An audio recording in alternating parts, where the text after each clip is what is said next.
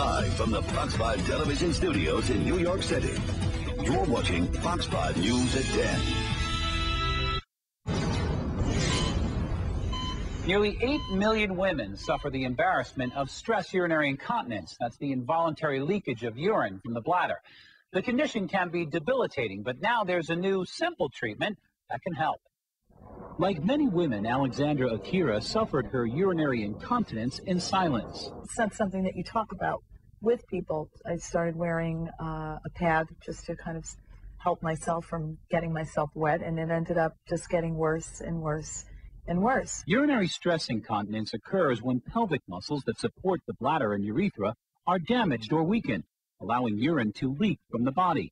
With stress incontinence, straining, sneezing, or coughing can cause leakage. The condition simply is a weak urethra. The urethra has to stay tightly closed during bladder filling, and when it can't do that, urine will dribble out, particularly when you exert yourself or stress yourself, hence the term stress incontinence. Dr. Lori Ramonzi is an OBGYN at New York Presbyterian Hospital.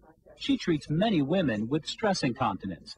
For some, simple exercises can help, but many need surgery. The main valve of the urethra, however, is called the internal sphincter, and it's an involuntary sphincter, and you can't exercise it back to health, and it simply wears out with age. For those patients, Dr. Ramonzi uses a new device called the Gynacare TVT that treats mild and severe urinary incontinence. We no longer discriminate between severity of incontinence or other conditions that might be associated with the incontinence. If you have stress incontinence, a sling is a very good option for anyone with that problem. Through a 2-inch incision in the vaginal wall, the lacy mesh is placed around the urethra, supporting it on 3 sides.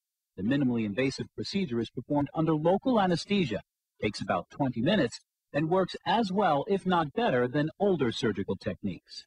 We have, depending on the series that you read, success rates ranging from 87 to 95% at 5 years, which is very, very good.